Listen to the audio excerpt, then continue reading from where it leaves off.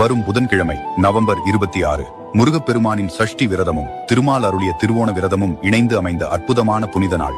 வீட்டில் என்ன செய்ய வேண்டும்? காலையில் 2 தீபம் ஏற்றுங்கள். பெருமாளுக்கு துளசியும் முருகனுக்கு செவ்வரளி பூவும் சமர்ப்பியுங்கள். பால் அல்லது கல்கண்டு வைத்து வழிபடுங்கள். சொல்ல வேண்டிய மந்திரம்: ஓம் நமோ நாராயணாய. ஓம் சரவண பவ. வினைகளை தீர்க்க முருகன் அருள்வார். வறுமையை ஒழிக்க பெருமாள் அருள்வார். இந்த 2 தெய்வங்களின் அருளையும் பெற தவறாமல் வீட்டில் விளக்கேற்றி வழிபடுங்கள். முடிந்தால் கோவிலுக்கும் செல்லுங்கள்.